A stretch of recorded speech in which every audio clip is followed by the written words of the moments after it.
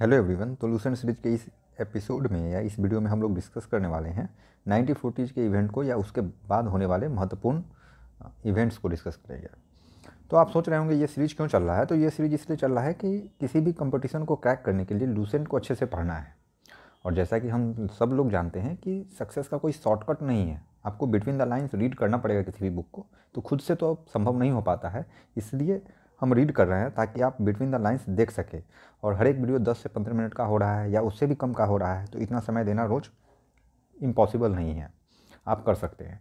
साथ ही साथ आप देखेंगे कि हम एनसीईआरटी के भी सीरीज को चला रहे हैं। क्लास 8 के एनसीईआरटी को कवर कर चुके हैं, क्लास 7 के एनसीईआरटी को कवर कर चुके हैं।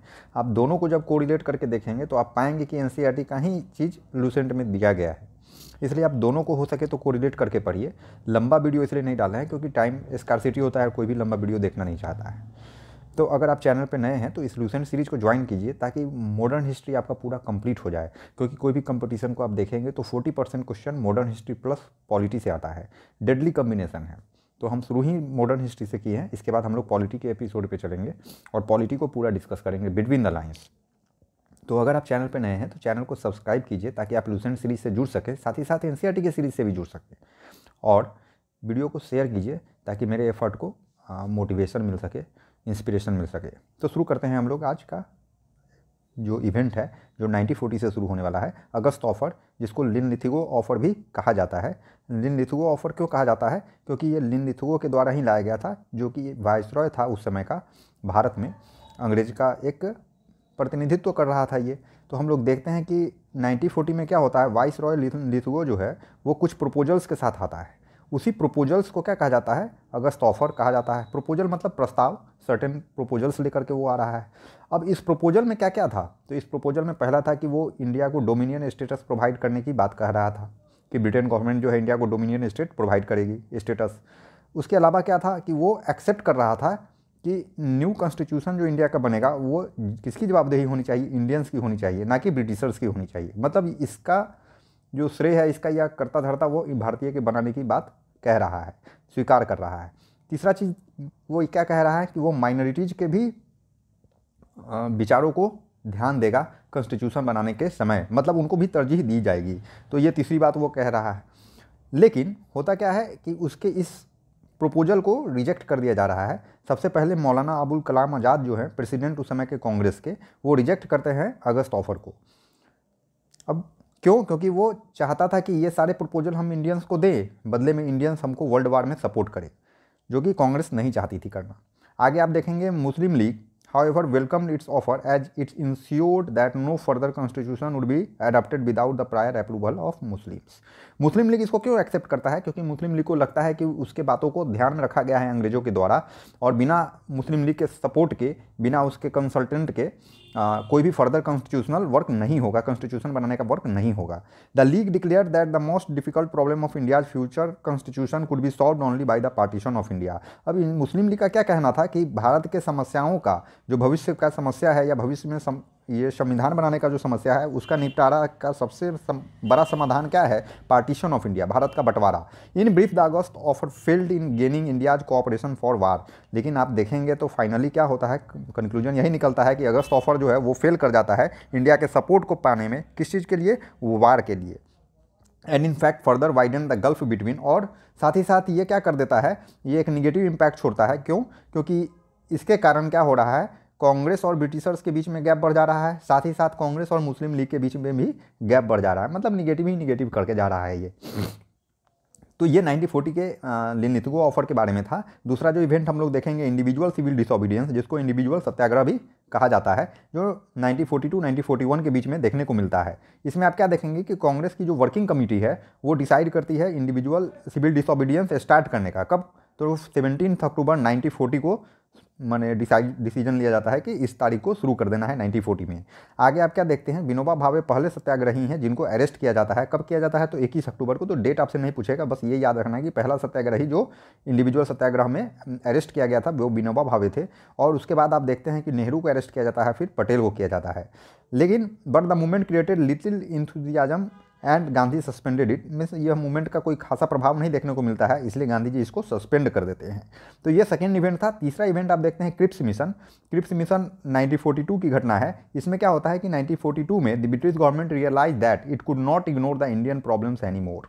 मतलब अब अंग्रेजों को यह रियलाइज होने लगा, यह महसूस होने लगा कि भारतीयों की समस्या को अब नहीं इग्नोर किया जा सकता है। As a result of the world war the situation worsened for the British. अब जैसे ही विश्व युद्ध शुरू हुआ या विश्व युद्ध चल रहा था तो उस समय क्या हो रहा था, ब्रिटिश का कंडीशन खराब होते जा रहा था। ब्रिटिश बैकफुट पर जा रहे थे क्योंकि जापानी जो है अपना सर उठा रहे थे, जापानीज एक्सपेंड कर रहे थे अपने आप को, उसका सेना जो है भारत के बॉर्डर के करीब पहुंच चुका था। तो इसका नतीजा क्या होता है, और साथ ही साथ देखेंगे कि जापानी जो आर्मी है वो साउथ ईस्ट एशिया की ओर मूव कर चुकी होती है। The British government with view to getting cooperation from Indian sent Sir Stafford Cripps. अब क्या हो रहा है कि फिर ब्रिटिश को महसूस होता है कि उसको भारतीय का साथ चाहिए अगर इस जापानी फोर्स को रोकना है या जापानीज को परास्त करना है या वर्ल्ड वार को फोकस करके उनको लड़ना है, तो इंडियंस की सपोर्ट चाहिए।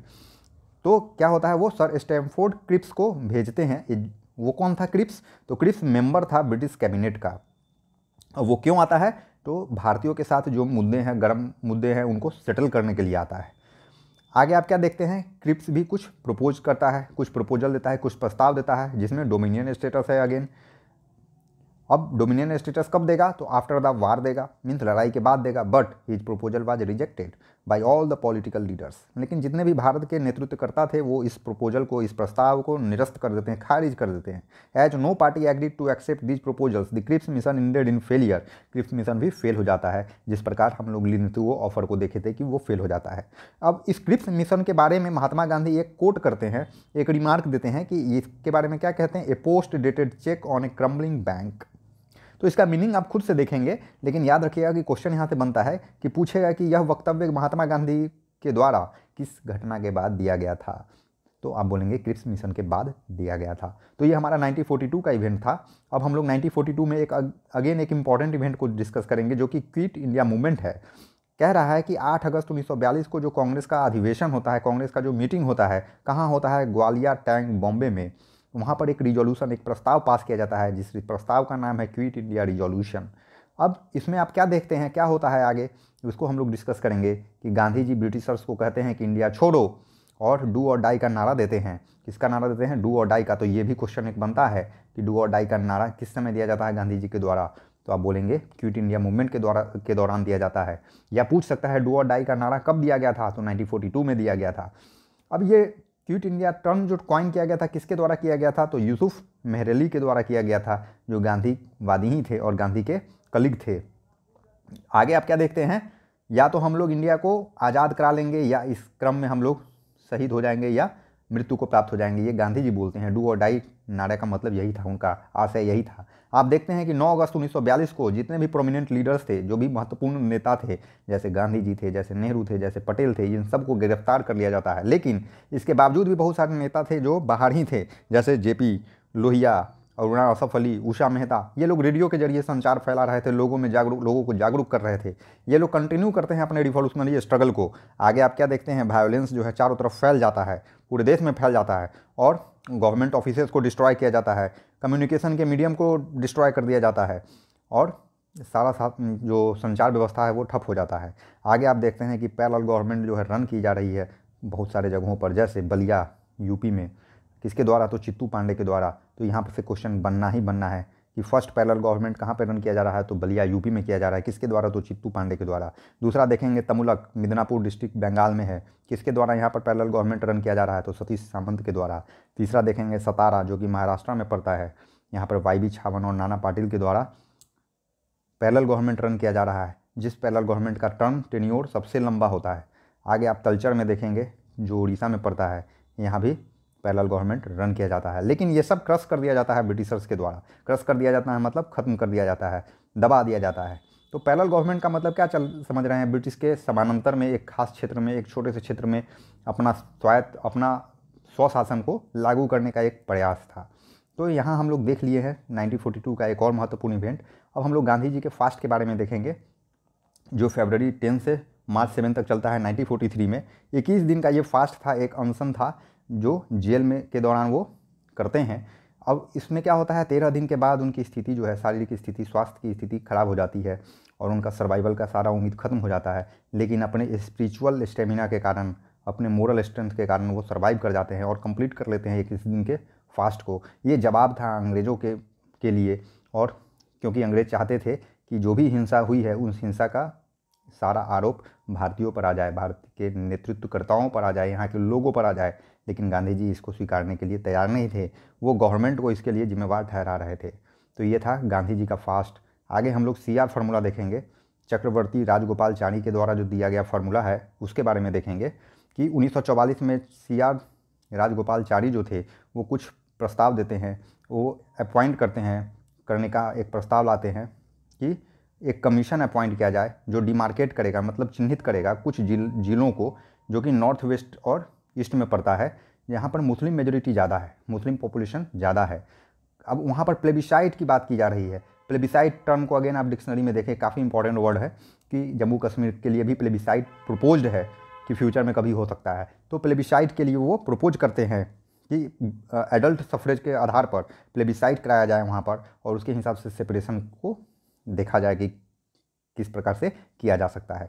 They would be given freedom, और उनका कहना था कि उनके इस प्रपोजल में क्या था कि इन लोगों को फ्रीडम दी जाएगी if they favoured A sovereign state, अगर वो एक सोवरिन संप्रभु तो वाले राज्य की स्थापना को फेवर करते हैं या नहीं करते हैं। In case of acceptance of partition, अगर वो पार्टीशन को एक्सेप्ट करते हैं तो एक एग्रीमेंट साइन किया जाएगा for safeguarding defence, commerce and communication, ताकि सुरक्षित रह सके क्या, सुरक्षा, व्यवसाय, वाणिज्य, संचार व्यवस्था ETC। Muslim League was to endorse Congress, लेकिन इसके साथ वो एक शर्त देते हैं अपने प्रपोजल में, अपने फार्मूला में, कि मुस्लिम को भी कांग्रेस को सपोर्ट करना पड़ेगा।